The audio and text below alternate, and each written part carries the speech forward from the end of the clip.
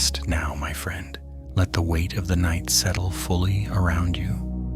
Let the noise of the world fade until only stillness remains.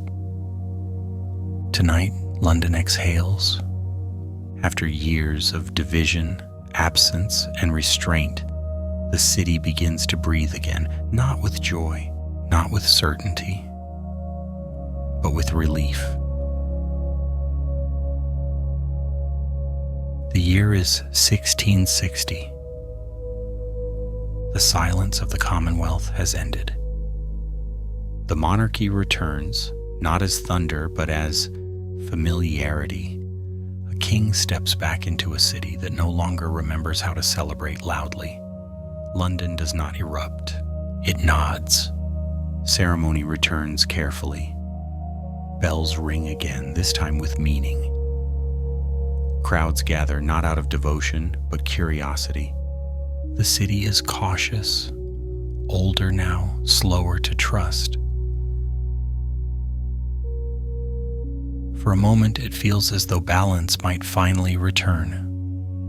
But history rarely allows rest, because London's greatest trials are still ahead. Not born of politics, not born of crowns, but born of breath and fire. Soon, the city will face a sickness that empties its streets, then a flame that erases them entirely. Yet this is not a story of destruction alone. It is a story of survival beyond imagination, of rebuilding not just walls, but identity, of a city that learns how to rise from ash and memory. Tonight we walk with London as it returns to life, as it laughs again, as it mourns again, as it burns, and as it rebuilds. Settle deeper, let your breathing slow. Let the city open before you once more. Chapter 1: The Return of the King, the Return of Breath. Settle a little deeper now, my friend. Let your breathing slow until it no longer feels like effort. Let the quiet of the night gather gently around you, as though the room itself has decided to rest. Tonight, London exhales. The year is 1660. After years of restraint, absence, and careful silence, something familiar returns to the city. Not with force, not with command, but with recognition. The monarchy is restored. Charles II returns to England, and London receives him the way an old city receives change. With memory, with caution, with a quiet awareness that nothing ever truly goes back to how it was before.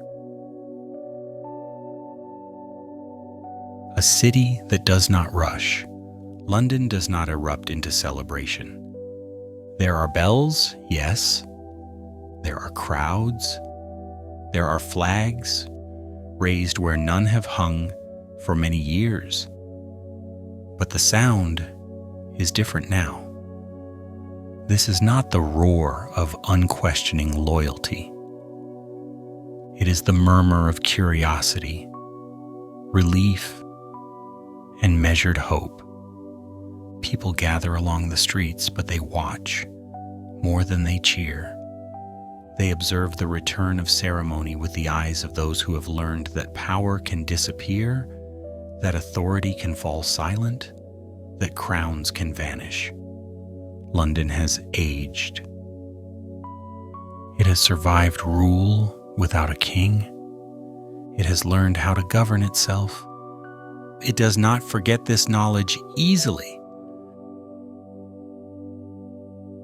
Ceremony relearned. Royal processions move through streets that remember older ones. Stone buildings stand unchanged, watching as they have always watched. Windows open cautiously. Children are lifted onto shoulders to see color and motion they have never known. For many, this is the first time they have seen ceremony at all. The rituals return slowly. The clothing, the symbols, the sounds of authority spoken aloud again. But ceremony no longer feels absolute. It feels negotiated.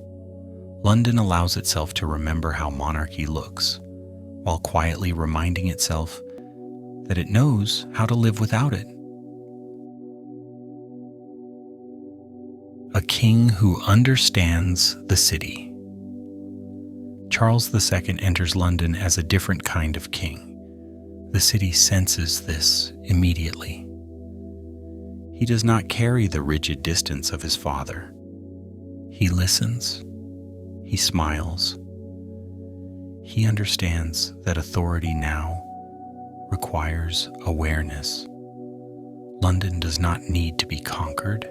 It needs to be reassured. The city recognizes this instinct and responds carefully. There is no blind devotion, but there is acceptance. London respects adaptation. It respects those who understand survival. Life begins to loosen. Slowly, daily life begins to relax. Taverns grow louder. Conversation stretches later into the night. Music returns to places where silence once ruled. Public entertainment reappears. Theaters reopen their doors. Plays draw crowds hungry for stories shaped by imagination rather than discipline. Laughter feels unfamiliar at first, then comforting. London rediscovers pleasure cautiously. Joy is welcomed, but it is held gently as one holds something fragile. The streets fill with motion. Markets grow busy again. Merchants speak with renewed confidence. Goods arrive more freely along the Thames. Coins move steadily from hand to hand. Carts rattle over familiar stones. Voices overlap in the streets. Footsteps multiply. London feels alive again, but it does not forget the stillness it once knew. Movement returns alongside memory. Faith softens. Churches shift tone once more. Services grow warmer. Music returns carefully. Decoration reappears, measured and restrained. The severe austerity of the Commonwealth loosens its grip. Faith becomes shared again, not enforced, comforting rather than controlling. London does not swing wildly between extremes. It adjusts. It always adjusts. A city carrying fatigue. Yet beneath this revival lies exhaustion. London carries the weight of decades. It remembers plague. It remembers war. It remembers silence. The city does not know what is coming next, but it knows enough to remain cautious. So London enjoys relief without indulgence. It's like someone who has learned not to drink too deeply from calm. The river breathes with the city. Walk with me to the Thames. The river is busy again. Boats cluster near docks. Supplies flow steadily. Lanterns flicker on the water's surface. The Thames has always been London's pulse. Tonight, it beats stronger. The city draws comfort from this rhythm. Trade continues, life continues, London continues. A balance that feels temporary. For a brief moment, London senses balance. Not peace, not safety. Balance, a king restored, markets active, voices returned. But history rarely allows stillness. Balance is often the breath before something breaks. London does not say this aloud, it feels it. The city rests. As night falls, homes grow quiet, candles burn low, doors close. Families settle into familiar routines. London sleeps. It does not yet know that within a few years, its streets will empty again. That disease will silence neighborhoods. That fire will erase entire districts in days.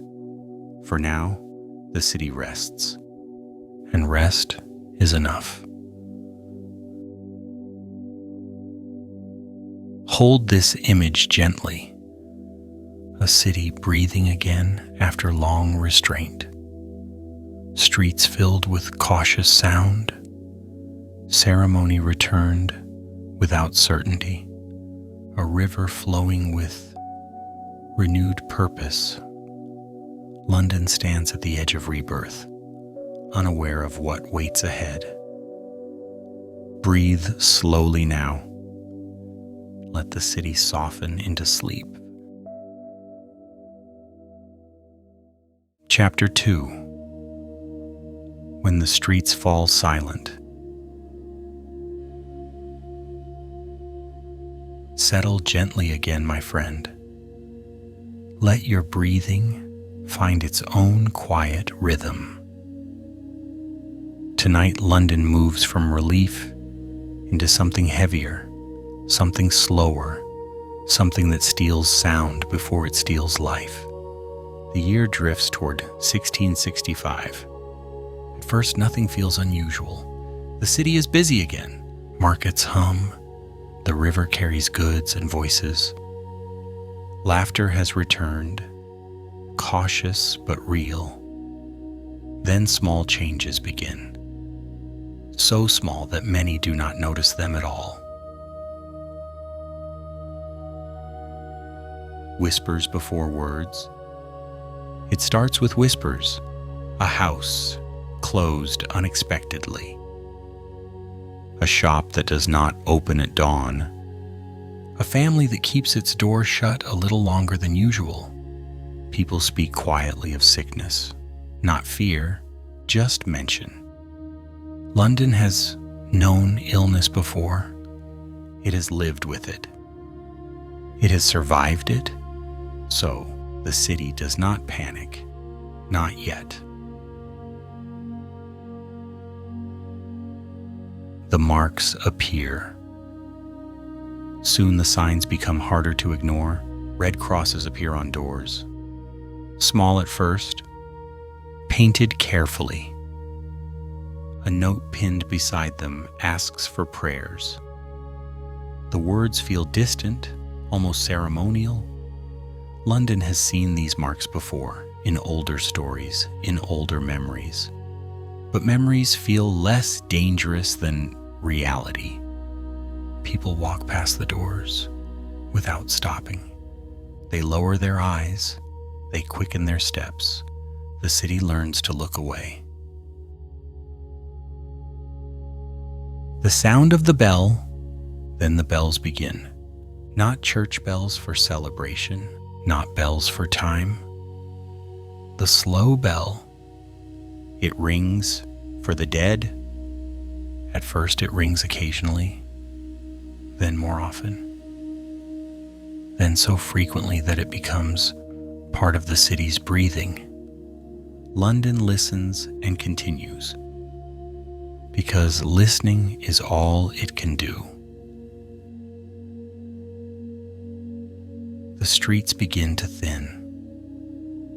Gradually, the streets change. Crowds grow smaller, footsteps become spaced, voices lower. Some leave the city if they can. Those with country homes, those with relatives beyond the walls. Carts roll out loaded with belongings and uncertainty. Those who remain watch them go in silence. London does not judge. Not everyone has a choice. Shops close one by one. Shops begin to close, not all at once, one by one. A baker shutters his windows. A tailor leaves unfinished work behind. An alehouse locks its door without explanation. The markets grow quieter. Stalls stand empty where voices once called out prices. The city feels hollowed, not destroyed, emptied. Quarantine becomes routine. Officials move through streets with lists and instructions. Houses are sealed. Families remain inside. Food is left at doors. Money exchanged at a distance. The city learns new rules quickly. London has always adapted to necessity. Now it adapts again. The weight of isolation. Inside homes, time stretches, days blur together. Windows become boundaries. Silence fills rooms once shaped by conversation. Families sit together without speaking much. Each cough is noticed, each sigh measured. London learns that fear does not always shout. Sometimes it whispers. The plague doctors pass. Figures move through the streets in strange clothing, long coats, masks shaped like beaks, gloves held tightly. Children stare from windows. Adults turn away. These figures feel unreal, like something from a dream that should not exist in daylight. London absorbs the sight without comment. There is no room left for surprise. The river falls, quiet. The Thames slows. Boats still move, but less often. Docks grow quiet. Voices no longer echo across the water. The river has always been London's pulse. Now the pulse weakens. The city feels it deeply. Faith in isolation. Churches close their doors. Prayers move indoors. Faith becomes private. Some pray aloud. Some pray silently. Some stop praying altogether. London does not measure belief. It measures endurance. Children without streets. Children no longer play outside. Their games shrink to rooms and stairways. Their laughter becomes rare. Parents watch them closely, protectively. The city feels the absence of young voices more than anything else. Death without ceremony. Funerals change. No gatherings, no processions. Bodies are moved quietly, buried quickly. London grieves without ritual. Loss becomes personal, silent, heavy. The city learns stillness. By summer, London has learned a new skill, stillness. It does not fight it. It does not resist it. The city becomes patient in ways it never wanted to be. The night grows deeper.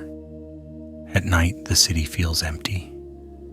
Candles burn behind shutters. Footsteps echo and then disappear. London listens to itself breathe. Slowly, carefully. Hold this image softly. A city hushed, doors marked, streets thinned, a river quiet. London is not gone. It is waiting. Breathe slowly now. Let the silence settle. Chapter 3: Inside the Long Summer. Rest a little deeper now, my friend. Let your breathing soften. Let the stillness settle into your chest, slow and steady. Tonight we remain with London as the season stretches on and the quiet becomes heavy with heat. It is the summer of 1665. The days are long, the sun rises early and lingers late.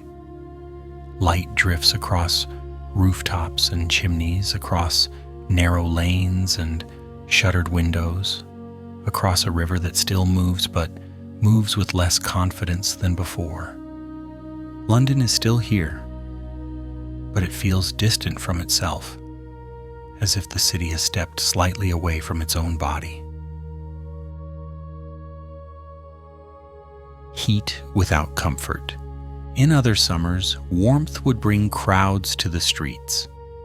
It would bring voices to the markets, people lingering along the river, children running until their faces turned pink with sun.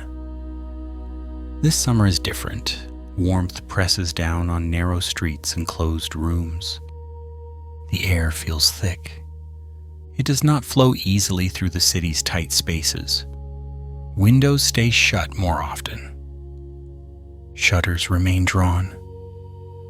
Doors open only briefly, cautiously, as if even a breath of outside air might carry something unseen. Inside houses, the heat gathers. It settles into the wood of staircases, into the fabric of curtains, into the quiet corners of rooms. People sit still because movement creates sweat, and sweat creates weakness, and weakness feels dangerous now.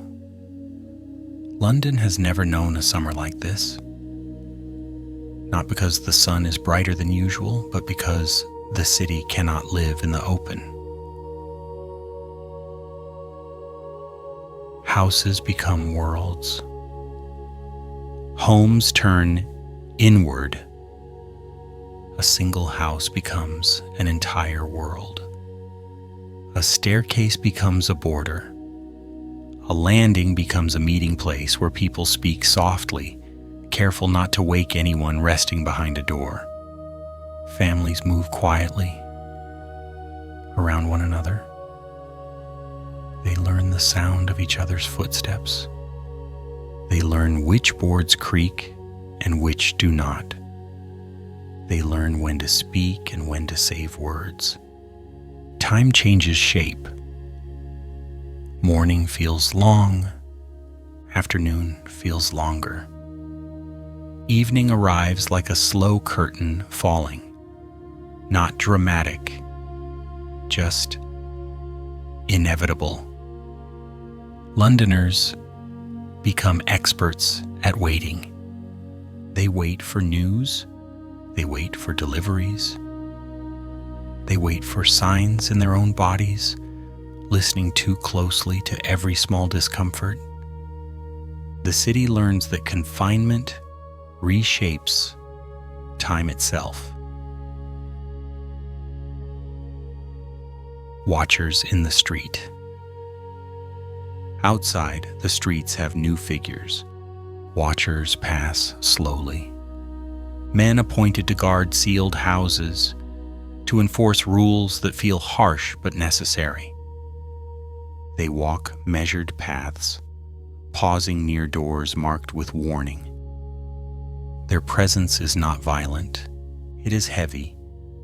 They are reminders that London has changed its own habits, that it has written new rules into its stone and timber. Sometimes a watcher stands still for a moment, listening, not out of curiosity but out of duty. Then he moves on. Even the way people walk has changed. Less wandering, less lingering, more direct paths from one safe point to another. London becomes a city that moves like someone trying not to wake a sleeping house. Food without appetite. Meals lose their old meaning. Food is eaten because it must be, not because it is wanted. Bread tastes the same every day. Soup is thin, stretched to last. Water is measured carefully, not only because it matters, but because everything feels like it should be conserved. Some households still manage small comforts. A bit of cheese, a handful of herbs, a piece of fruit when it can be found. But pleasure is not the purpose. London does not starve, yet appetite becomes quiet. People eat, then sit, then wait. The body continues because it must. The heart continues because it has no other choice. The sound of absence. One of the strangest changes is sound. London has always been loud. Carts, shouts, footsteps, calls across alleys, laughter from taverns, the constant noise of life. Now absence becomes the loudest sound of all. A single footstep echoes too far. A door closing feels final. A cart passing feels unusual enough that people look up from behind curtains. In some streets you can hear the wind. That is a rare sound in London. The city listens to what is no longer there, and in that listening, it feels its own emptiness. Messages through windows. Communication becomes distant. Words are passed through windows. Notes are left on doorsteps. Money is exchanged without touch. Neighbors recognize one another by voice rather than face. Some speak from behind half-open doors, never stepping across the threshold. Others wave from upstairs windows, hands raised like small signals of survival. Even greetings become careful.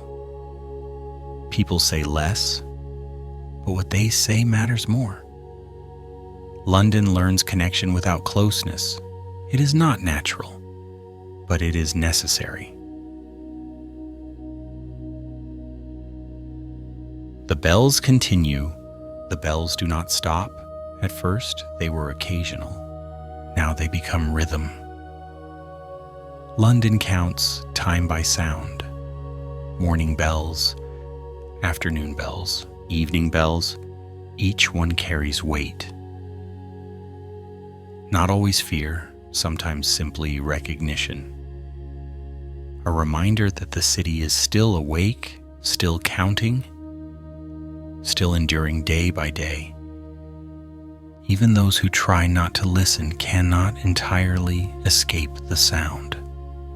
It slips through walls, it settles into the mind. The work of care. Those who care for the sick move quietly through the city, Some are professionals, some are servants, some are neighbors who cannot bear to do nothing. They enter houses. They exit houses. Sometimes they return the next day. Sometimes they do not. London does not praise them loudly.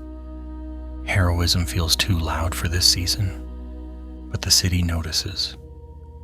In a time when so much pulls people apart, care becomes one of the few forces that still reaches across distance. A bowl of broth left at a doorstep. Clean cloth delivered without conversation. A message carried to relatives. Small actions, repeated, become a kind of rope holding the city together. Children learn stillness. Children adapt in ways adults cannot. They learn to sit quietly. They invent games that require little movement. They trace patterns in dust. They whisper stories. They listen to the city as if it is a living creature. Their world shrinks, but their awareness grows. Parents watch them closely, protectively, and London feels the absence of street laughter more than almost anything else because children's voices are how a city remembers its own future. Nights grow heavier. At night, the city feels different again. The heat does not release its grip easily. Rooms stay warm, air remains thick, candles burn low to save wax, shadows become larger. People wake more often. They listen for sounds that might not come. They listen for a cough in the next room. They listen for footsteps outside, wondering if they bring news. Dreams grow strange. Not nightmares necessarily. Just dreams weighted with repetition. London learns that night can feel longer than day when uncertainty stretches time. The river barely breathes. The Thames continues to move, but differently. Boats travel less often. Docks grow quiet. The usual chorus of loading and shouting fades. Water laps softly against wood. Oars dip occasionally, not constantly. The river has always carried London forward. Now it feels like the river is holding its breath with the city, waiting to see what comes next. People still walk near the banks when they can. They stand at a distance and watch the water move, because water moving reminds them that the world has not stopped completely. Faith without gathering. Faith becomes solitary. Church doors close more often. Services shrink. Prayers move indoors. Some pray aloud, a soft voice in a quiet room. Some pray silently, not even sure what they are asking for. Some stop praying, too tired to form words. London makes room for all of this. The city does not measure belief, it measures endurance. And endurance comes in many forms. Loss becomes familiar. As the summer continues, grief becomes common. Not shocking, not rare, familiar. People stop naming every loss publicly. There are too many. Grief turns inward. It becomes private. A chair that remains empty. A cup not used. A voice missing from a room. London begins to carry sorrow the way it carries stone, quietly, without collapse. The city endures the long summer, and still London does not fall. It contracts. It becomes smaller, quieter, more inward, but it remains. Endurance replaces hope. Patience replaces planning. The city learns to live in a narrow present, one day at a time, one breath at a time. In this long summer, London survives not through strength, but through stillness. Hold this image softly now. A city sealed behind doors, warm air trapped in still rooms, bells counting days, children quiet at windows, a river barely moving. London survives the long summer by learning how to be quiet without disappearing. Breathe slowly now. Let the heat fade. Let the stillness remain. Chapter 4. When the season begins to turn. Rest a little deeper now, my friend. Let your body sink comfortably where it lies. Tonight, London remains very quiet, but something subtle begins to shift beneath that quiet. The long summer of 1665 does not end suddenly. It loosens its grip slowly, almost reluctantly. The heat softens. The air begins to move again. And with that movement, the city senses change. A different kind of morning. Mornings arrive cooler now. Not cold, just gentler. Windows open a little wider. Shutters lift for longer moments. Fresh air enters rooms that have held too much warmth for too long. London notices this immediately. The city breathes more easily when the air moves. People stand by open windows longer than necessary, letting the breeze touch their faces, as if reminding themselves that the outside world still exists. The bells change their rhythm. The bells still ring, but not quite as often. At first, no one trusts the silence between them. People wait for the next sound, expecting it to arrive at any moment. Sometimes it does, sometimes it does not. London listens carefully. The absence of sound begins to feel different. Not empty, tentative. Streets slowly remember themselves. A few more footsteps appear each day. Not crowds, just individuals. Someone walks to the end of the street and back. Someone pauses outside a closed shop, touching the door gently before moving on. Someone stands longer than usual at a corner, as if unsure whether it is allowed to linger. The city does not rush this return. London has learned patience deeply. Doors reopen. Carefully.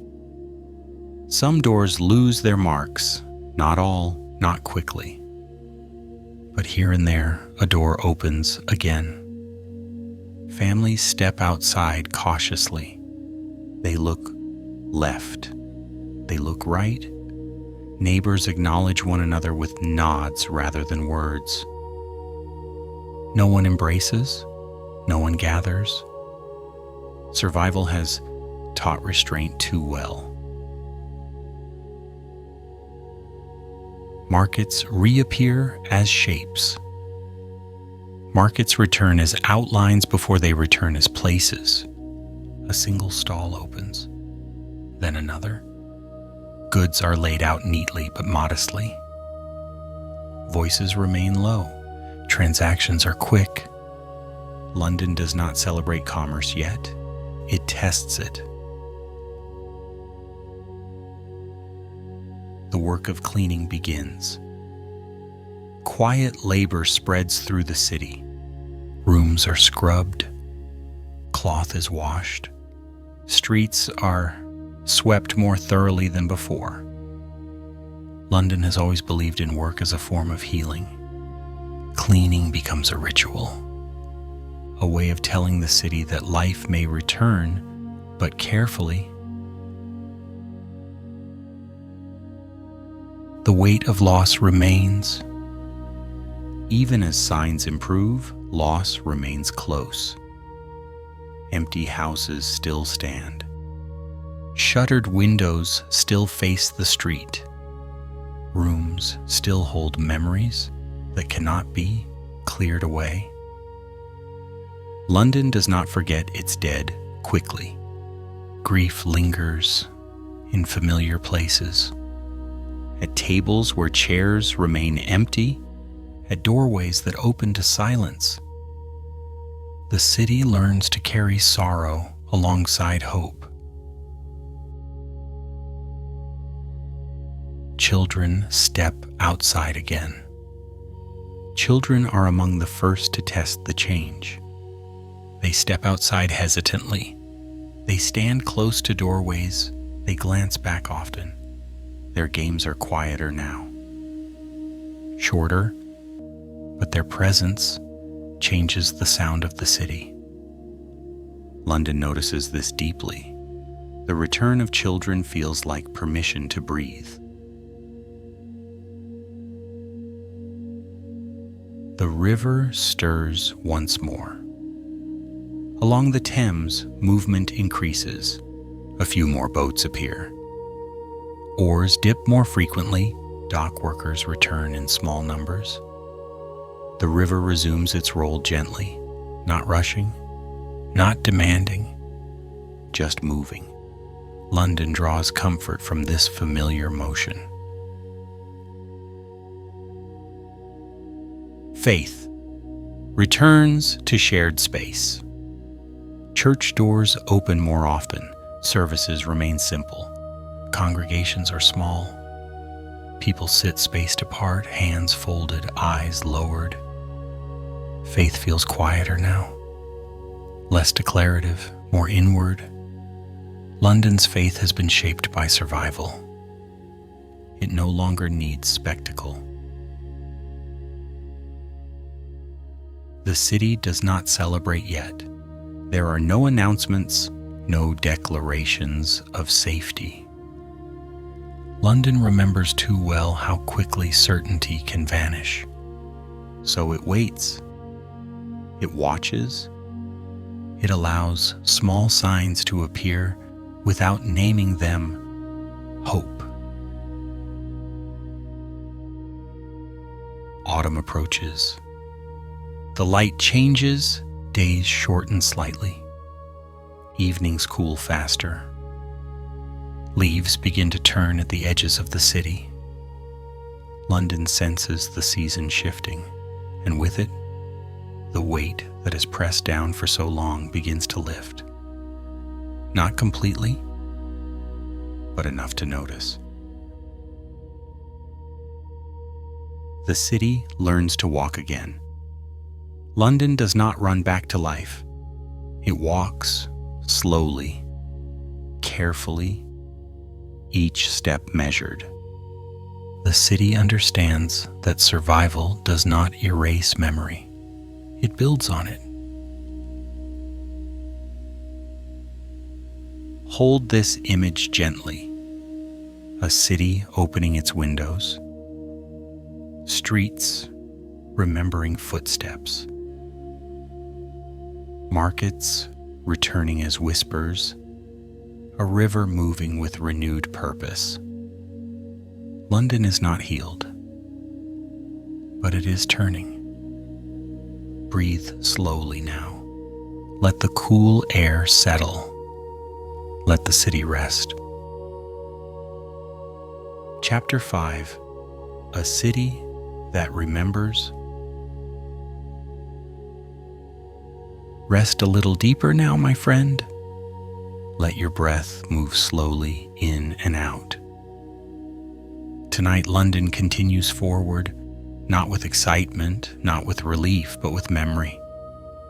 The plague has loosened its grip, not vanished, not forgotten, but receded, like a tide pulling back from streets it once claimed. The city stands again in open air, yet it does not feel new, it feels changed. Streets that know loss. London's streets open wider now. People walk them more often. Footsteps return. Voices rise slightly above whispers. But the streets remember. They remember doors that never opened again. They remember carts that came at night. They remember silence. Even as life returns, the stones feel older beneath each step. Londoners sense this instinctively. They do not hurry.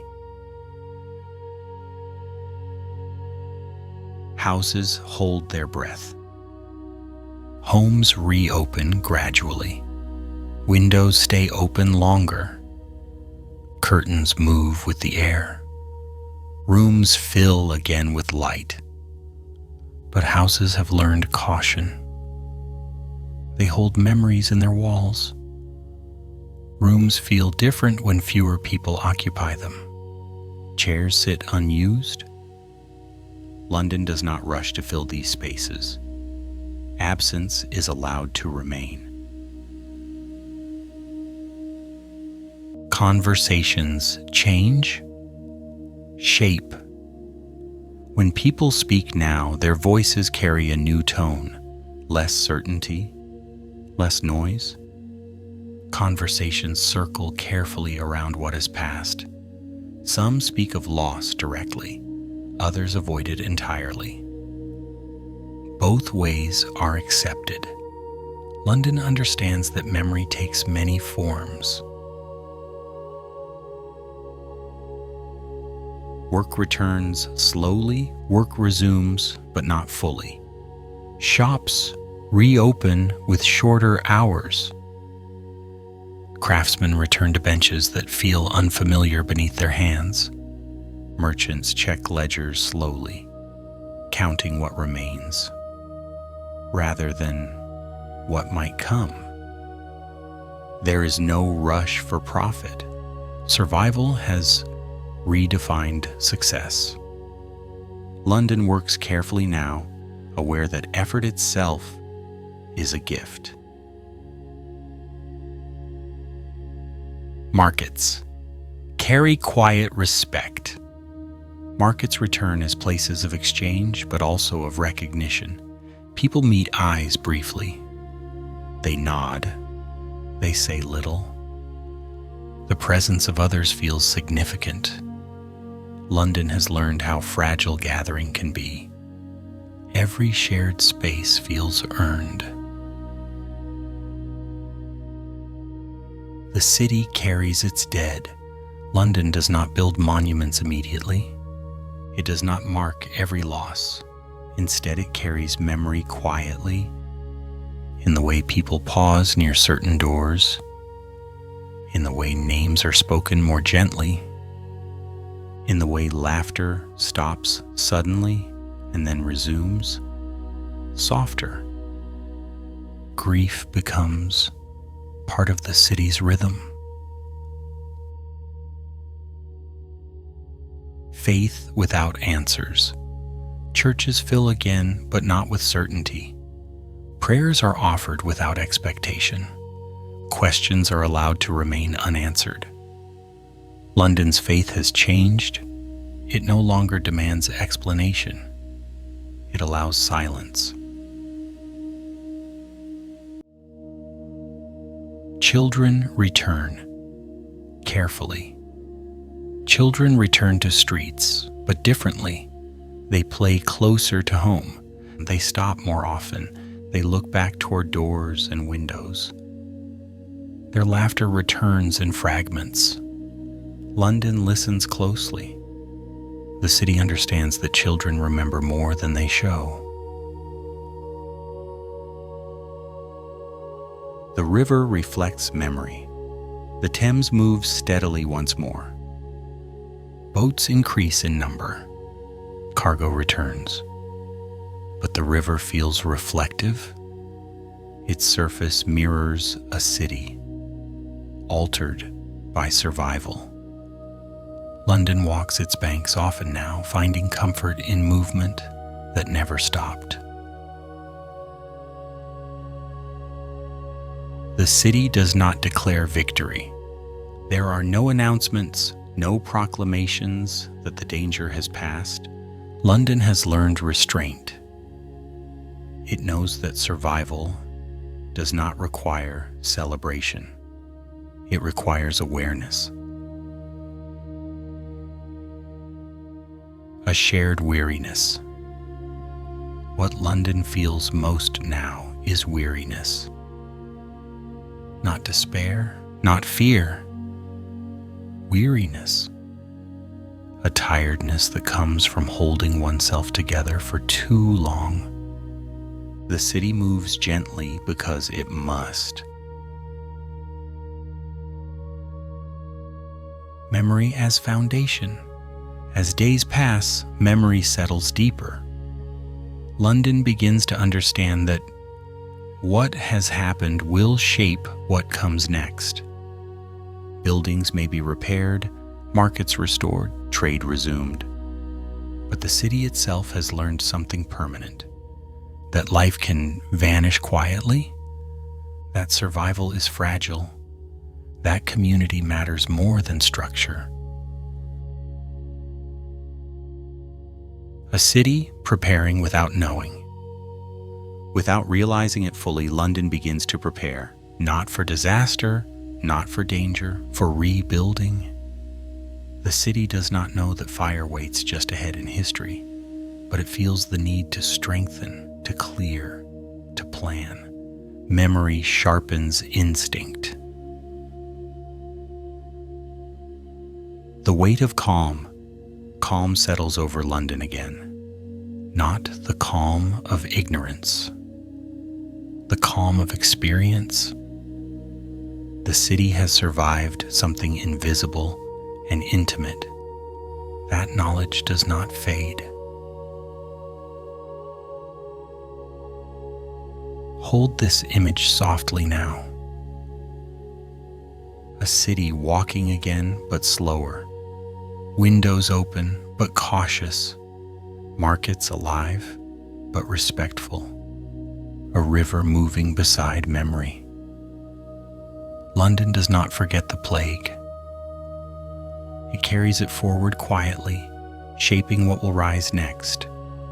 Breathe slowly now. Let the city rest. Chapter 6. A Fragile Calm. Rest a little deeper now, my friend. Let your body soften into stillness. Tonight, London moves through a calm that feels earned, yet uncertain, like glass resting gently on stone. The plague has retreated further, not erased, but quiet enough that daily life dares to breathe again. London stands in this calm carefully, as if afraid that moving too quickly might wake something sleeping beneath the surface. Streets learn a new pace. The streets grow busier now, but not loud. Footsteps return in steady rhythms. Carts roll again, though fewer than before. Voices rise slightly, but never to the volume they once held. London walks differently. People leave space between one another. They pause more often. They glance around before committing to a path. The city has learned that motion itself can be a risk. shops reopen with caution. Shops reopen slowly. Doors stay open only during daylight. Shelves are stocked modestly. Owners sit quietly, watching the street as much as they watch customers.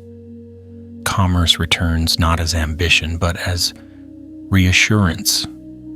London does not chase growth. It welcomes stability. A sale completed feels like proof that the city still functions.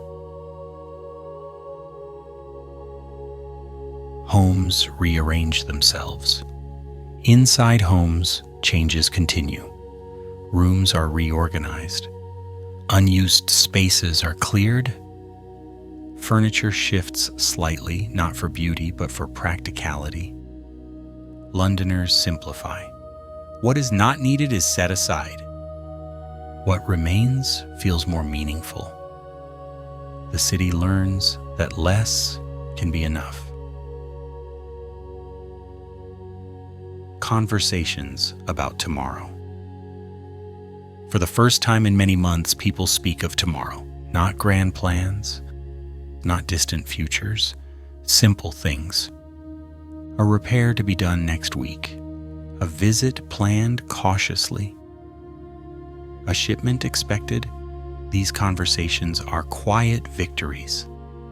London listens to them carefully. Faith returns to the streets. Faith steps back into public space. Church doors remain open longer, services grow slightly larger, but belief feels different now. Less certainty, more humility. Prayers ask for guidance rather than protection. London's faith has been shaped by loss. It no longer demands answers. It seeks steadiness. Children reclaim the city. Children become more visible. They run short distances. They play games with rules that keep them close to home. They laugh, then stop, then laugh again. Their presence shifts the city's tone. London remembers itself through them. The river carries trade again. The Thames grows active once more. Boats arrive more regularly. Cargo is unloaded carefully. Dock workers return to familiar motions. The river resumes its role as London's lifeline. It has never stopped. It has only waited.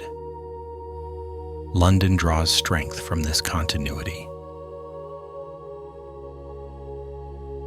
Buildings show their age. As life returns, the city notices its own condition. Buildings lean a little more than before. Wood feels drier. Streets feel narrower. London has been lived in intensely. Repairs begin quietly. A beam reinforced, a roof patched, a wall strengthened. The city tends to itself. Smoke becomes familiar. Again. Chimneys begin to smoke more often, cooking resumes. Workshops reopen. The smell of burning wood returns to the air. London welcomes it. Smoke means life, heat, activity. No one yet notices how dry the city has become. The calm feels delicate. Despite improvement, the calm never feels solid. London senses its fragility. People remain alert. They listen for changes. They do not fully relax. The city has learned that disaster does not always announce itself. Sometimes it waits. A city balancing memory and movement. London carries memory in everything it does, in the way it gathers, in the way it pauses, in the way it plans. The city does not forget what it has survived. That memory becomes a guide. The quiet return of confidence. Confidence returns quietly, not declared, not celebrated. It appears in small actions. A door left open longer, a walk taken farther than before, a conversation that lasts a little more freely. London notices these signs and allows them. Calm without complacency. What London does not feel is complacency. The city remains aware. It understands that survival has costs. That calm must be respected.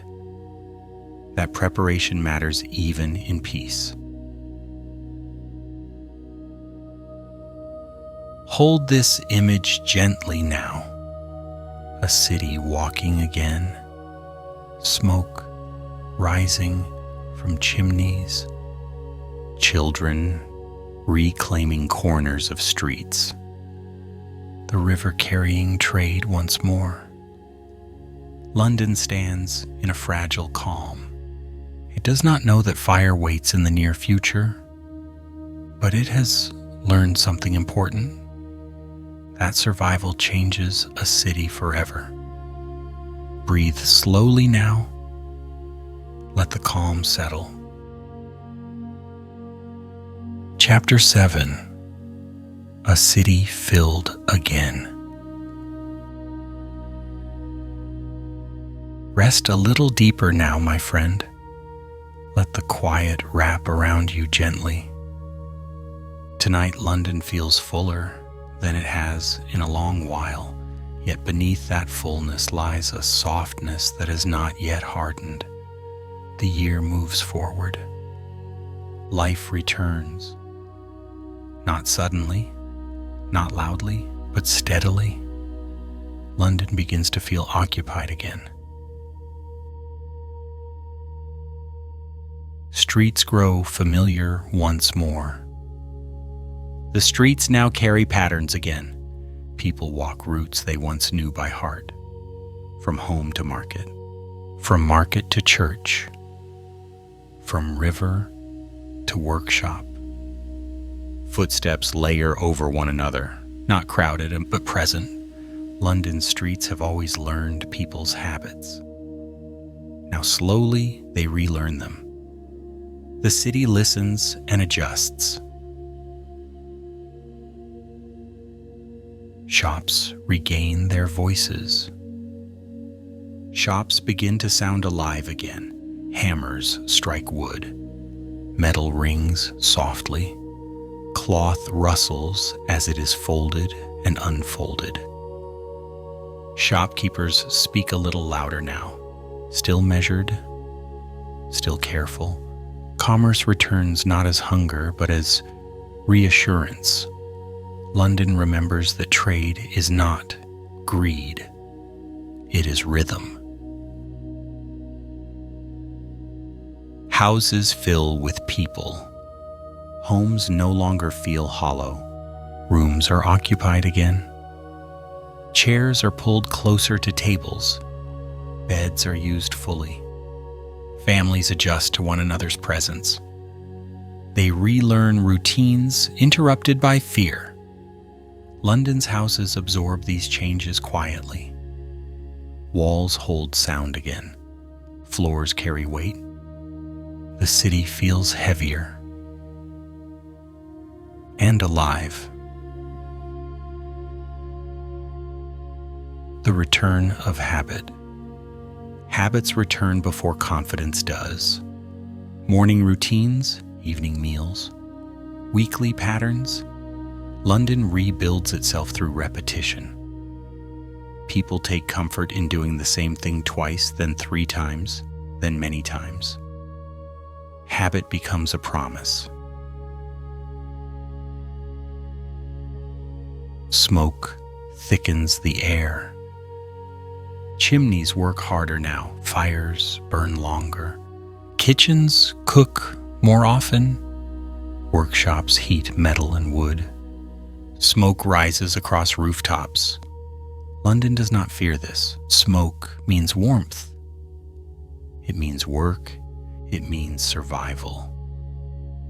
The city does not yet notice how dry its timbers have become. The sound of bells shifts again. Bells still ring, but differently now.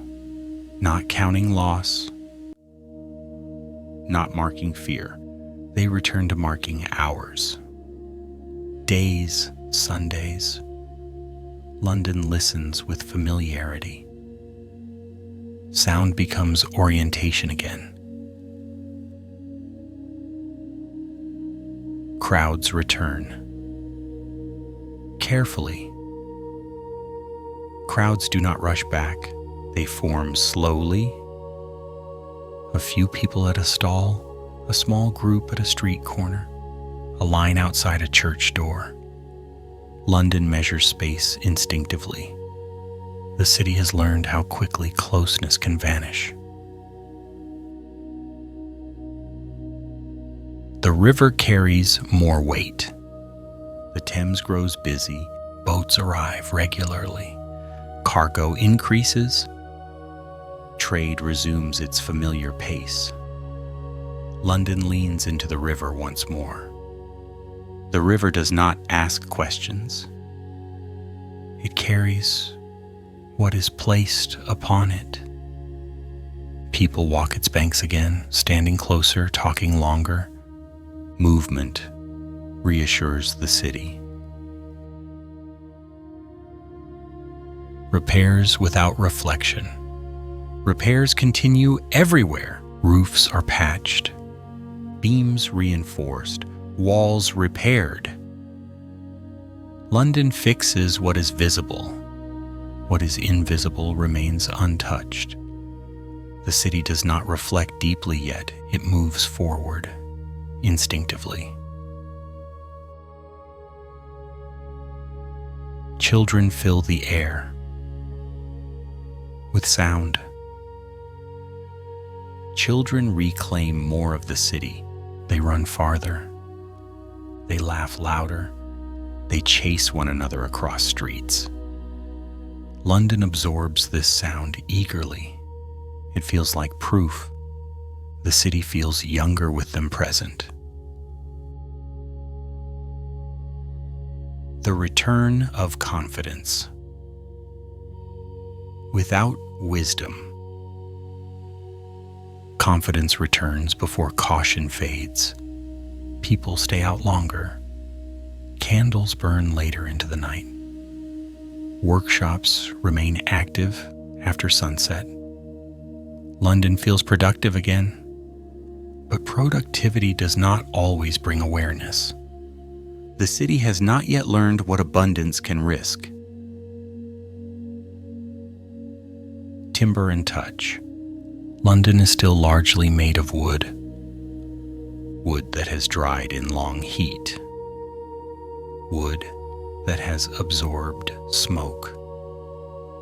Wood pressed close together in narrow lanes. The city does not think about this. It lives inside it. The illusion of safety. With plague retreating, safety feels assumed. People lock doors less carefully. They carry less fear into sleep. London relaxes. Not foolishly, naturally. Survival has taught endurance, not foresight.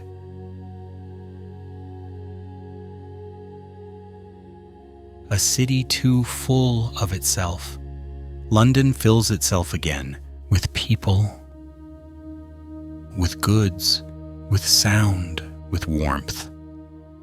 The city grows dense, alive, and delicate. the calm before another lesson. This moment feels like balance, not peace, not danger. Balance. London does not know it is standing at an edge. It feels only relief. Hold this image gently now, a city alive again. Smoke rising thick across rooftops. Timber walls pressed close. Candles burning long into the night. Children laughing in narrow streets. Boats crowding the river. London feels whole again. It does not yet know how fragile that wholeness is. Breathe slowly now. Let the city settle. Chapter 8. When Fire Learns the City. Rest a little deeper now, my friend. Let the quiet hold you gently. Tonight, London moves through an ordinary night that does not yet know it will become extraordinary. The air is calm, the sky is clear, the city is full and warm and breathing again. Nothing feels urgent, and that is how this chapter begins. A night like many others. It is late summer. The days have shortened slightly.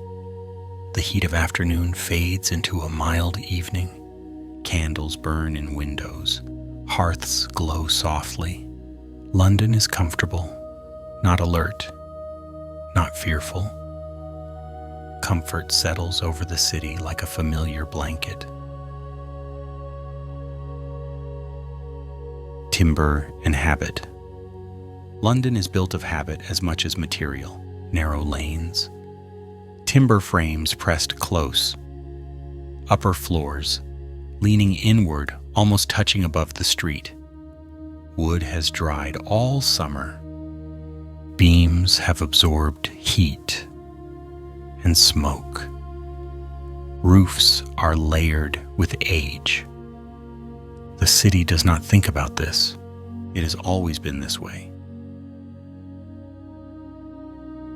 Candles as companions.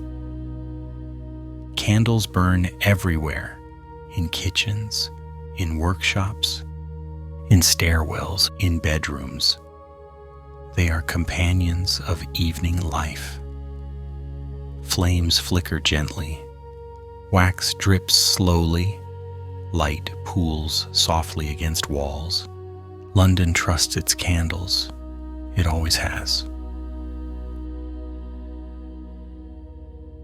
Wind that goes unnoticed. A breeze moves quietly through the city. Not strong, not sudden, just enough to stir curtains, just enough to lift smoke from chimneys. London does not notice it. The wind feels welcome. Work continues into night. Some workshops stay open late. Bakers prepare for morning. Brewers tend their vats. Smiths finish a final task. Heat remains active long after sunset. Fires are banked, not extinguished. London sleeps beside warmth. Sleep comes easily. People sleep deeply now. Exhaustion from past months has eased. Fear has retreated. Dreams return. London rests. A small beginning. Somewhere in the city a fire begins. Not loudly, not violently, just a flame finding something dry. It is not unusual. Fires begin often in London. Usually they end quickly. the nature of flame. Fire is patient. It tests. It listens. It follows opportunity. The flame grows slowly, almost politely. London remains asleep. The first smoke. Smoke gathers quietly. It slips through cracks. It drifts along beams. It climbs upward. No bells ring. No shouts rise. Smoke has time. Wood that waited all summer. The timber responds.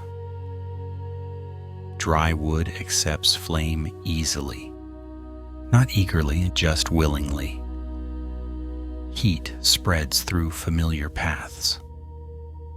London's buildings have known fire before. This feels no different. Yet, the city's shape helps the fire. Upper floors lean inward. Flames reach easily from window to window. Narrow lanes trap heat. Air circulates just enough. The city offers the fire everything it needs, without intending to. The wind changes its mind. The breeze strengthens, not suddenly, gradually. Flames stretch, smoke moves faster. Fire begins to travel. London still sleeps. First awareness. Someone wakes. A smell. A sound. They pause. Is it real or imagination? Sleep pulls at them. They hesitate. Delay. Moments pass. Small moments, critical ones. Fire grows comfortable. Bells remain silent. No alarm yet. London trusts its night. Trust is a habit.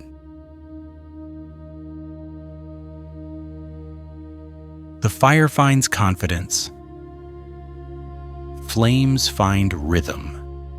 Beam to beam, roof to roof. The fire learns London quickly. It follows the city's logic. Smoke wakes the street. Another person wakes. Then another. Windows open. Voices rise softly. Confusion precedes fear. The first shout. A shout breaks the quiet. Fire. The word carries weight. London listens. Fire reveals itself. Flames appear, visible now. Light spills into the street. London stares. Response without panic. Buckets appear, people move, habit activates. London has fought fire before. Wind refuses cooperation.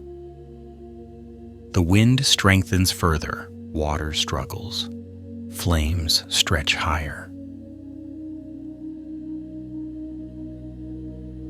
The fire refuses containment. Effort meets resistance. Flames leap. Wood answers. The city begins to wake fully. Bells finally ring. Not calmly, urgently. Sound ripples outward. London wakes all at once. Movement begins.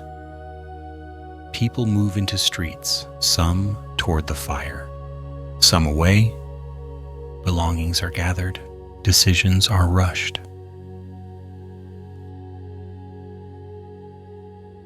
The fire expands its language. Fire speaks now, crackling, roaring, collapsing beams. London listens in disbelief.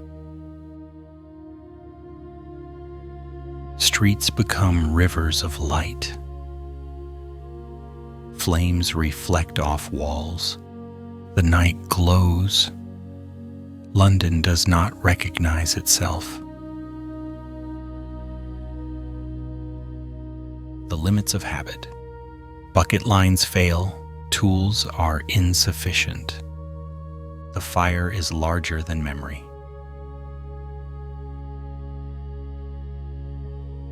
A city faces scale. London begins to understand this is not a small fire.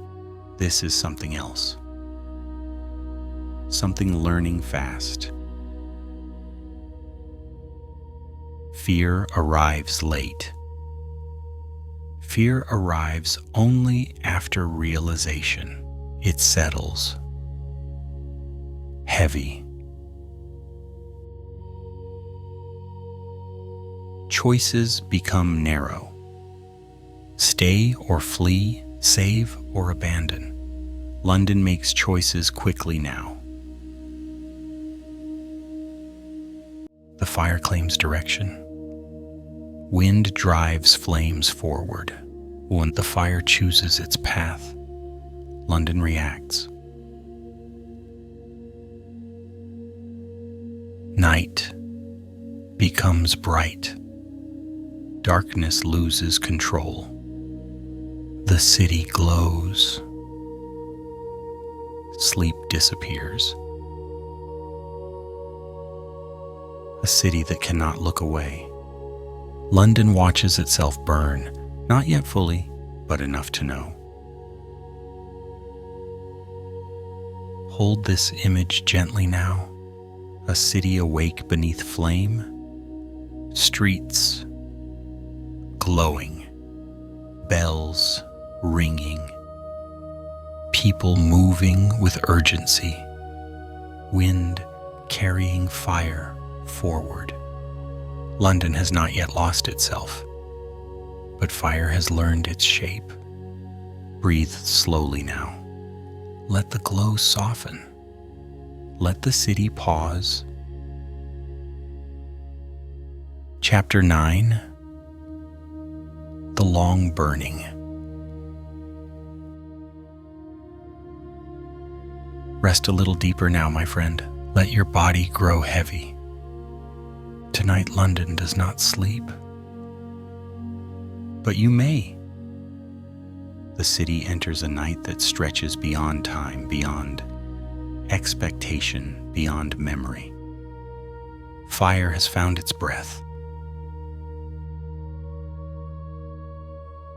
A city fully awake.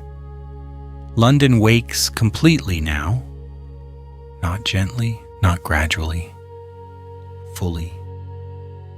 The sound of bells spreads across districts, colliding with one another, echoing through narrow streets and open squares. People rise from beds without hesitation. Sleep falls away instantly. This is not confusion anymore. This is recognition. Fire moves faster than thought. The fire does not pause. It moves with purpose, driven by wind that has found its strength. Flames lean sideways. Roofs ignite not one by one, but in succession. London watches fire behave like something alive. Not angry, not malicious. Simply persistent. The failure of familiar methods. Buckets are filled, Lines are formed. Water is passed hand to hand. The motion feels practiced. Too practiced. London has fought fires like this before, but the water disappears into heat. The flames rise higher than arms can reach. The city understands slowly. This fire is larger than habit. The wind decides everything. Wind becomes the unseen architect. It bends flames around corners.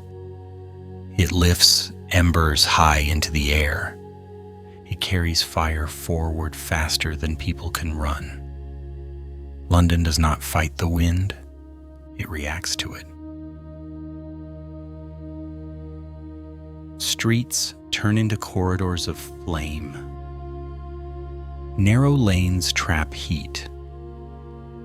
Upper stories lean closer, offering passage from window to window. Flames leap easily. Fire does not need doors. It uses air. London's shape becomes fuel. The sound of collapse. Timber fails. Beams crack. Roofs give way. The sound is deep and final. Not sharp. Not sudden. A slow surrender.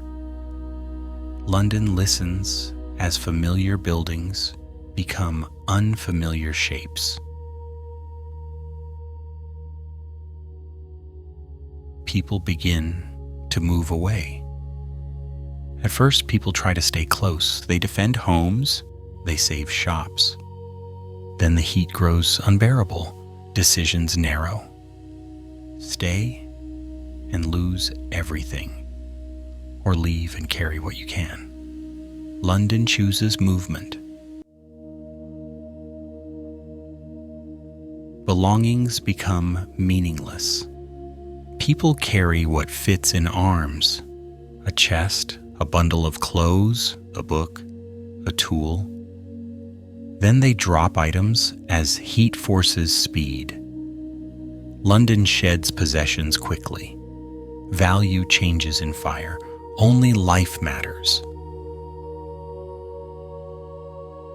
Children are lifted.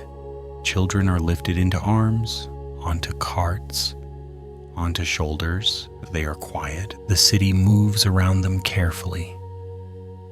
London protects its future instinctively. Animals sense it first. Animals panic early. Horses rear. Dogs pull against leads. Livestock breaks free. The city fills with unfamiliar sounds. London becomes crowded with fear that cannot speak. The river becomes refuge. People move toward the Thames. Water feels safe. Boats fill quickly. Banks crowd. Some step into the river fully clothed, holding possessions overhead. The river accepts everything. London clings to its edge. Smoke changes the sky. Smoke thickens, stars vanish, moonlight fades. The sky glows orange and red. London looks upward and does not recognize night. Heat without flame. Even streets not yet burning feel dangerous. Heat travels ahead of fire. Air becomes hard to breathe. Skin burns without contact. London learns that distance does not guarantee safety. Authority struggles to organize. Orders are shouted. Plans are made and abandoned. The scale overwhelms structure. London is too large to be directed in fire. The city moves by instinct now. The sound of bells loses meaning. Bells ring continuously. Too many, too often. Their message dissolves into noise. London stops listening. Action replaces instruction. Night stretches into something else.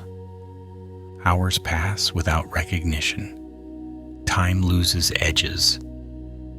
There is only before and after.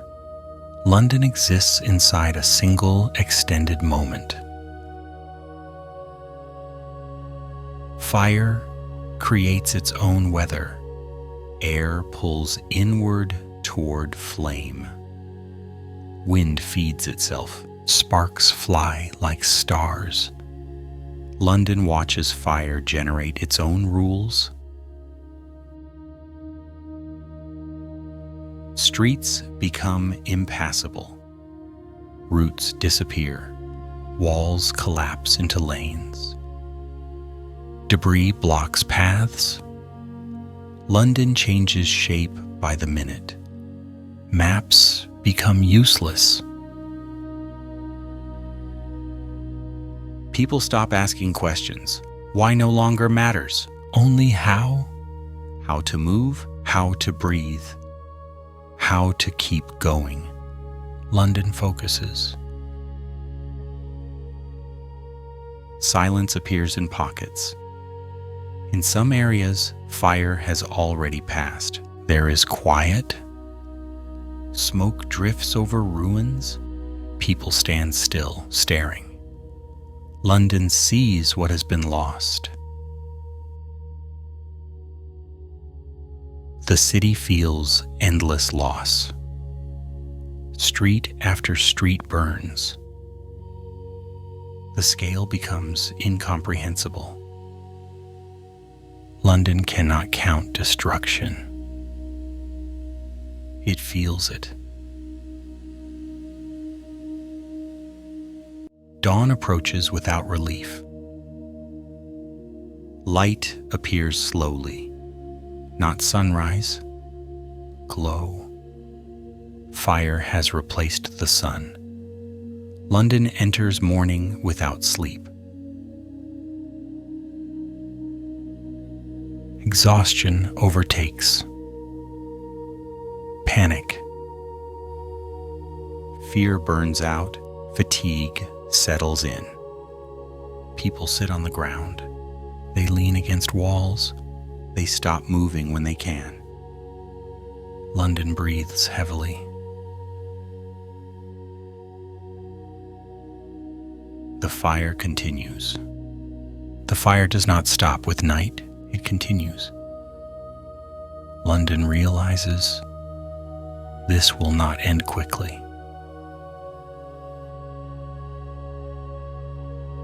A city still standing for now.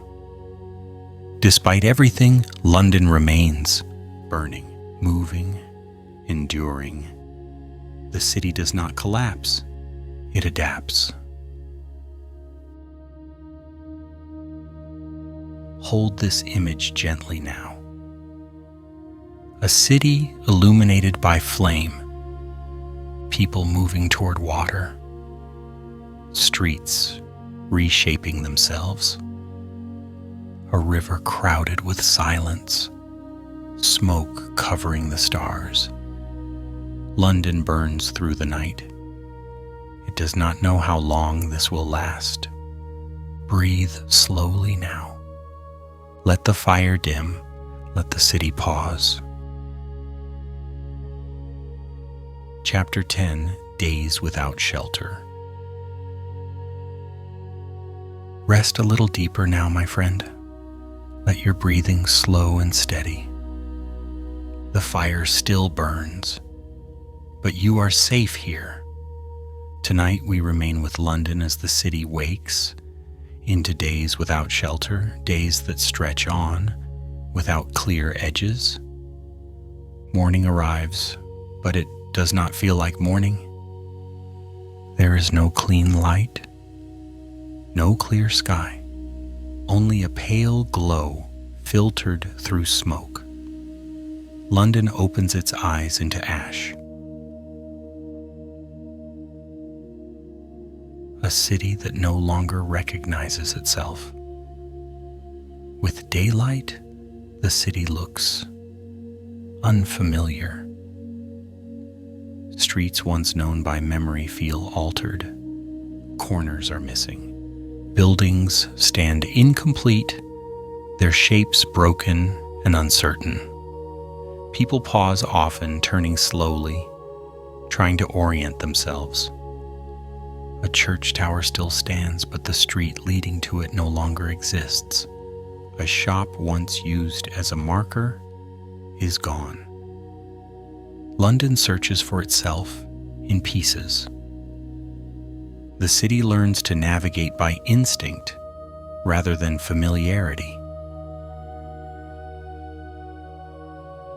Smoke replaces the sky. Smoke hangs low over everything. It dulls sound. It softens edges. It hides distance. The sky exists, but it feels unreachable. London breathes carefully now. Every breath tastes of burned wood, of charred roofs, of yesterday's homes. People wrap cloth around mouths. They speak less. Silence conserves air. The fire has not left. Flames still rise in many places. Not in great walls everywhere, but in pockets. A roof smolders. A beam collapses. An ember glows and spreads. London understands now that fire does not end neatly. It withdraws slowly, reluctantly. People without roofs. Thousands stand without shelter. They gather in open spaces, along the Thames, in fields, on higher ground. Families sit close together, sharing warmth where they can. Possessions are arranged carefully on the ground. A chest becomes a table. A bundle becomes a pillow. London becomes a city spread outward rather than upward. The meaning of home shifts. Home is no longer a structure. It becomes proximity. Being near familiar faces. Keeping children close. Sharing space.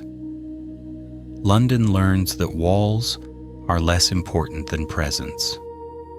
People sleep lightly, waking often, listening. Objects lose their importance. What people carried through the night begins to feel heavy. A mirror, a chair, extra clothing, items are set down and then left behind. London sheds weight quickly. Fire has taught the city what matters. Life moves faster when hands are empty. Authority struggles to keep pace. Officials gather where they can. They attempt order. Instructions are given. Routes suggested, plans drawn. But the fire changes too quickly. London responds better to instinct than command. People follow smoke, heat, wind. The city moves as one body without coordination. The river becomes a living city. The Thames fills with people and boats. Some seek safety on the water. Others use boats to move what little remains. The river becomes crowded but calm. Water holds what land cannot. London leans into the river again, trusting its constancy. Ash covers everything. Ash settles everywhere. On hair, on clothing, on skin. It coats streets like gray snow. Footprints appear briefly, then vanish.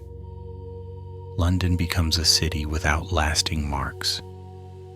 Everything feels temporary. Hunger arrives quietly. Food becomes uncertain. Markets are gone.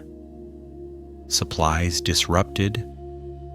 People eat what they have, then share, then wait. Hunger does not scream. It sits. London remembers other times of scarcity. This feels sharper. Time loses its shape. Smoke hides the sun. Morning and afternoon blur together. People stop asking what time it is. They ask only what comes next. London exists in a long present. The fire chooses again. Wind shifts, fire responds. Areas once thought safe grow hot. Movement begins again. People gather belongings quickly. Children are lifted, paths are chosen. London stays ready. Sound softens. At first there was noise, shouting, crying, calling. Now exhaustion takes over. Voices lower, movement slows. Grief becomes quiet. London absorbs loss without spectacle. Faith without buildings. Prayers are spoken under open sky. Hands fold without walls. Faith becomes immediate. London does not argue belief. It accepts comfort wherever it finds it.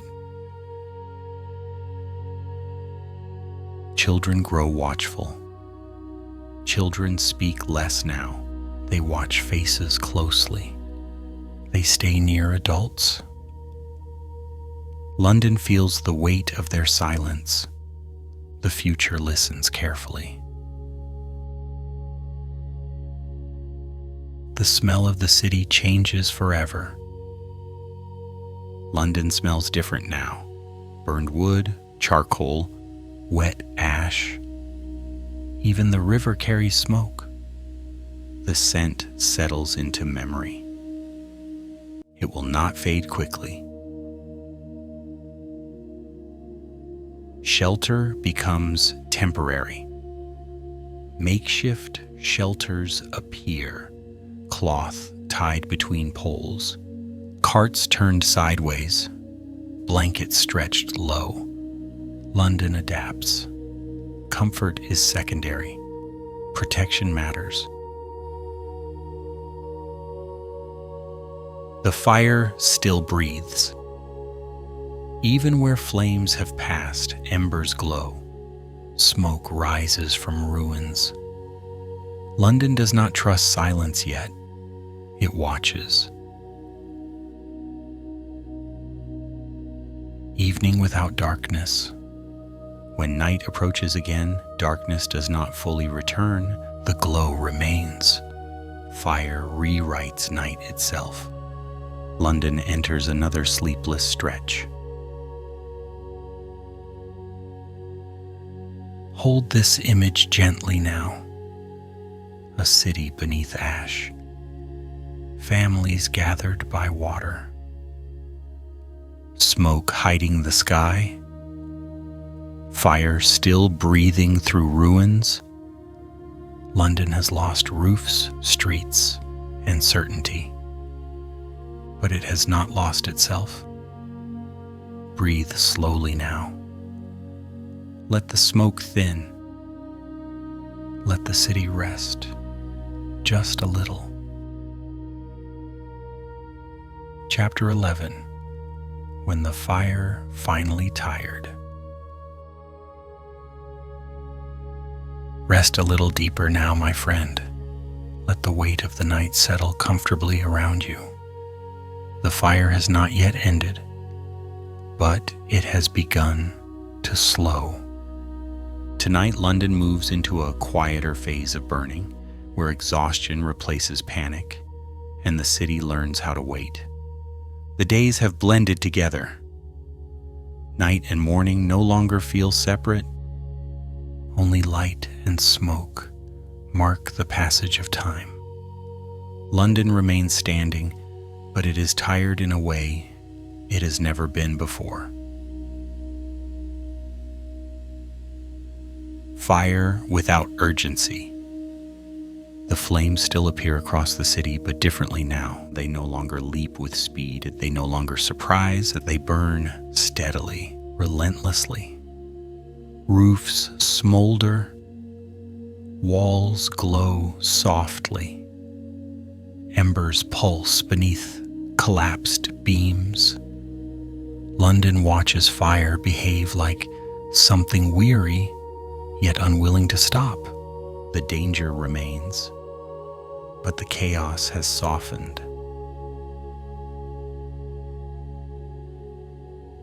People learn where not to go. Londoners now recognize patterns. They know which streets grow hot first, which winds carry smoke, which areas collapse. Without warning, movement becomes careful. People walk slower. They pause often. They read the city like a living map. London learns caution not from instruction, but from observation. The city spreads out. Crowds thin as people move farther from the burning center. Open ground fills with makeshift settlements. Fields beyond the city line host families who have walked until they could go no farther. London stretches itself outward. It no longer fits inside its old boundaries. Shelter as an idea, not a place. Shelter becomes temporary by nature.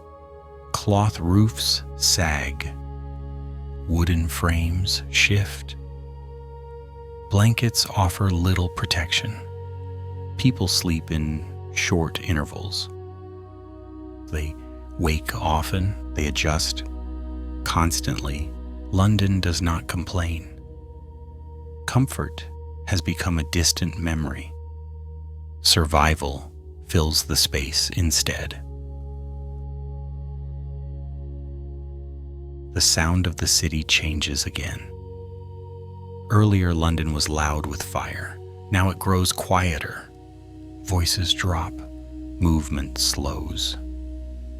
The city speaks less and listens more.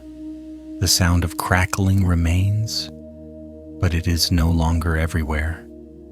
In some places, there is only wind. Smoke thins unevenly. Smoke still covers much of the city, but not evenly. Some areas clear briefly. Others remain thick and heavy. London learns that breathing can feel easy one moment and impossible the next.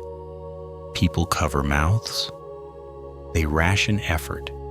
Energy is saved where possible.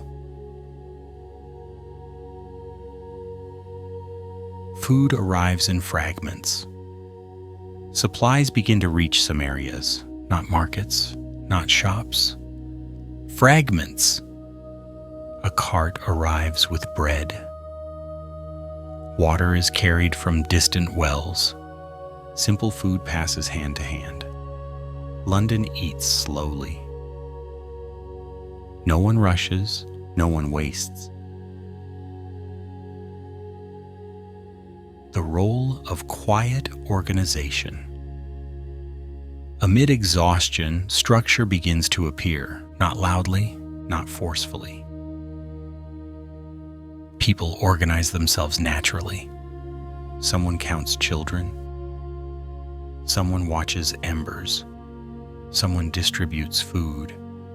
Leadership emerges quietly. London does not announce order.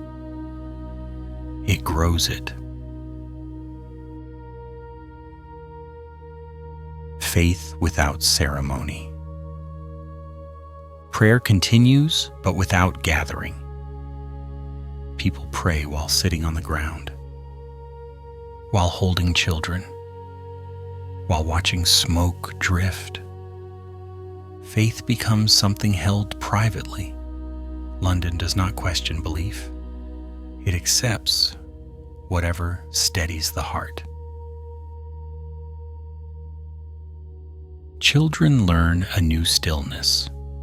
Children have changed. They speak less. They move carefully. They sense that the world has shifted. Parents watch them closely, noticing how quickly they adapt. London carries a quiet ache for the innocence paused here. The river remains unmoved. The Thames flows steadily. Ash settles on its surface, then disappears. Boats still move, though more slowly. The river does not react to loss. London finds comfort in this. Some things endure without memory. The city begins to count what remains. For the first time, London begins to think in numbers. How many streets are gone? How many churches remain? How many people are displaced? These thoughts are heavy, but they arrive naturally. London prepares itself for understanding. Exhaustion replaces fear. Fear has burned itself out. Now there is fatigue, a deep, full-body weariness. People sit wherever they can. They lean against one another. They close eyes without sleeping. London rests in fragments. Fire loses its voice. In many areas, fire grows quiet. No roar, no sudden collapse. Just heat, fading slowly. Smoke rises thinner. The city notices this carefully. Hope does not rush in. The long wait for an end. London waits, not for rescue, not for answers, for stillness. The city understands that an ending will not announce itself. It will arrive gradually. People begin to look backward. As flames weaken, people turn and look behind them. They see where streets once ran, where homes once stood. Memory rises slowly. Not yet. Grief. Recognition. Night returns slightly. Darkness begins to reclaim small spaces. Not fully, but enough. Stars flicker briefly through thinning smoke. London notices them with surprise. Night has not been itself for many days. A city still standing. Despite everything, London remains, scarred, altered, exhausted, but present. The city has not fallen. It has changed shape. Hold this image gently now. A city breathing after fire. Smoke thinning unevenly. People resting where they stand. Children quiet in borrowed shelter. A river flowing without memory. London waits for the fire to finish speaking. Breathe slowly now. Let the embers dim. Let the city rest in this pause. Chapter 12. The silence after the flames. Rest a little deeper now, my friend. Let your breath move slowly, as if it has nowhere else it needs to go. Tonight, London steps into a silence so large, it feels like a new kind of weather. The fire has finally tired. There are still warm places, still embers hidden beneath ruined beams, still smoke drifting in thin strands. But the roaring has stopped. London listens, and for the first time in days it hears something else. Nothing. A morning without movement. Morning comes quietly now. Light is pale. The sky is still gray, but it is a cleaner gray. Smoke no longer presses down with the same weight. Air moves more freely. London breathes and notices the difference immediately. It feels strange to breathe without resistance. People stand still longer than they need to, simply inhaling, as though air itself has become a luxury. The city reveals its gaps. As the haze thins, London begins to see what is missing, not in a dramatic moment, in small, slow realizations. A street that ends abruptly. A familiar corner replaced by open space. A church that once anchored a neighborhood, now gone. London's shape has been edited. The city looks incomplete, not like a ruin from ancient times, but like a sentence cut off in the middle. People walk carefully, because the ground itself has changed. Ash lies in soft layers. Charcoal crunches underfoot. London learns the sound of its new surface. The quiet work of looking. This is the stage that feels most human. Not the running, not the carrying, the looking. People turn slowly in place, scanning what remains. They do not speak much. Words feel too small. Some hold keys in their hands, still as if keys might open doors that no longer exist. Some hold pieces of paper, deeds, receipts, letters, now disconnected from any physical place. London stands with them. The city does not rush them forward. Ruins that still feel warm. In many places, the ruins retain heat, not flame, heat. Walls radiate warmth like tired bodies. Bricks hold yesterday's fire. People approach carefully. They extend hands toward stone, sensing warmth without touching, feeling that thin boundary between what is safe and what is not. London becomes cautious again, not from fear now, from respect. The return of counting.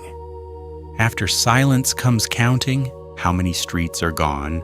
How many houses? how many churches. Numbers begin to circulate, and not as gossip, as grounding. London has always been a city of records, of ledgers, of names and tallies. Counting is how it begins to understand, but even counting feels unreal. The scale is too large, so people count smaller things. How many blankets remain? How many children are safe? How many neighbors they can still see? London finds reality in these small numbers. The Thames holds the reflection. Walk with me to the river again.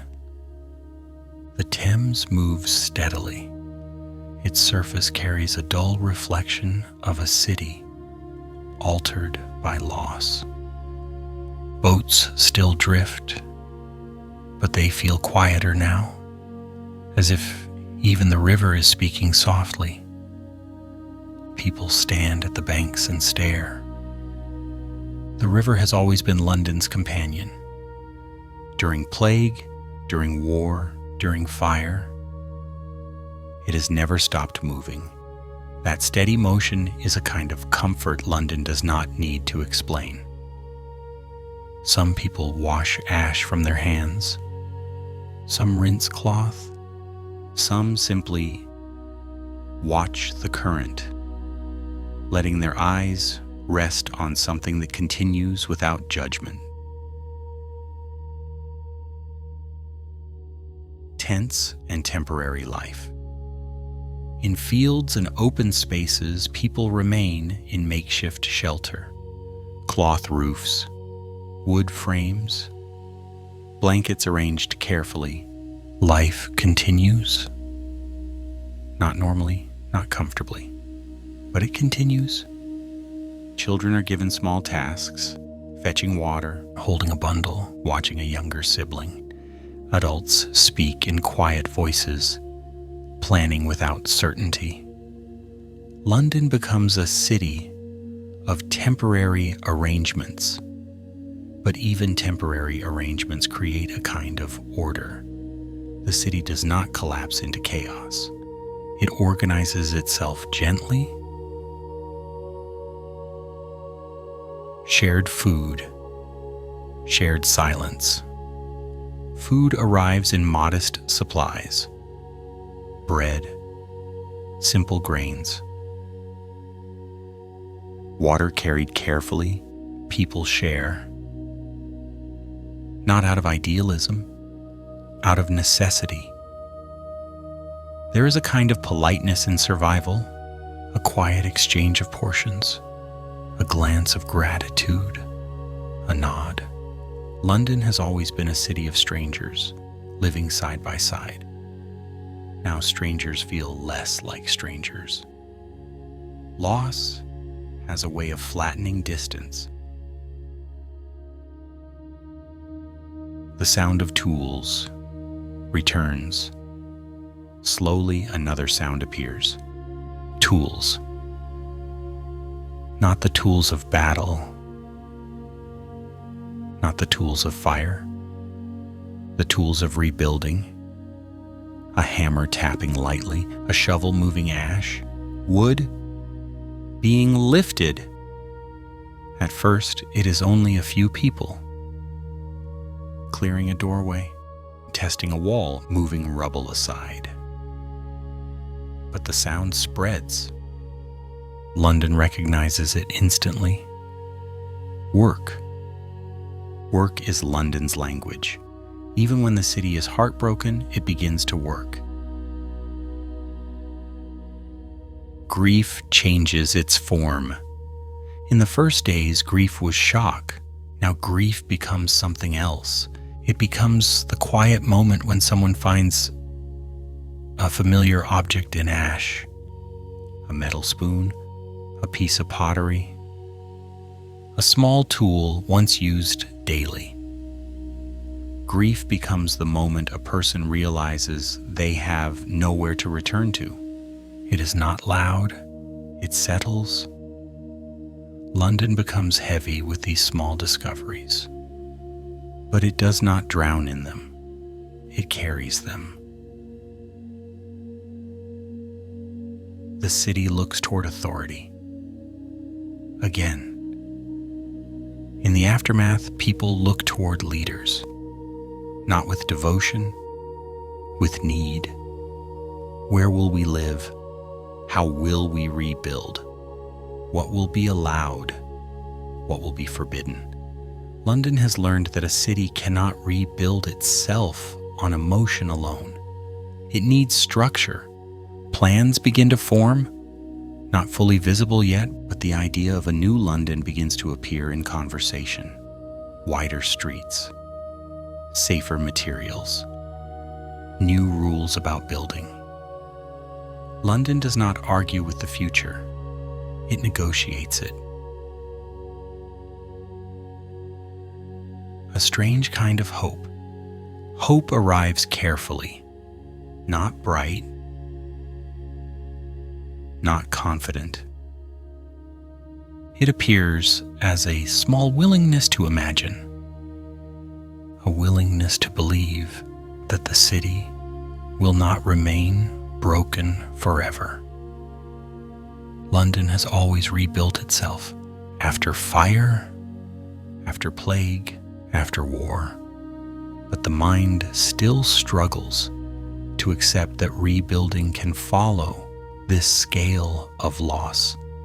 So hope comes as fragments, a person laughing softly at something small, a child running briefly in open space, a merchant speaking again of trade. These are not celebrations, they are signs of life returning. The new London begins as an idea.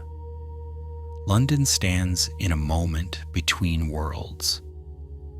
The old city is gone in many places. The new city does not yet exist. This space is uncomfortable. It is silence, it is waiting, but it is also possibility. In this pause, London begins to imagine itself differently. A city less cramped, less flammable, less vulnerable. A city of brick and stone, a city with clearer streets, a city that has learned its own weakness and intends to correct it. The future enters quietly, not as promise, as intention. Night returns to normal darkness. As evening falls, darkness finally behaves like darkness again. No orange glow across the sky. No constant light from flame. Candles appear again, but now they feel gentler, not dangerous. People settle into their temporary beds. They sleep more deeply than they have in many days. Exhaustion becomes mercy. London rests. The city does not heal in one night, but it rests, and rest is where rebuilding begins. Hold this image gently now. A city quiet after fire. Ash settling like soft dust. The river flowing steadily beside ruins. Tools returning to hands. Children moving again in open spaces. Hope arriving carefully like light through smoke. London has entered the silence after the flames. And within that silence, the first outline of a new city begins to form. Breathe slowly now. Let the quiet deepen. Let the city fade into sleep. Closing. Rest after the fire. Rest now, my friend. Let the weight of this long journey ease from your shoulders. The fire has spoken. The smoke has lifted, and London, tired but breathing, lies quietly beneath the night. Tonight, you have walked with the city through illness and flame, through narrow streets sealed by fear, through summer heat heavy with silence, through nights made bright by burning roofs, and finally, into the stillness that follows when even disaster grows weary. London does not look the same anymore.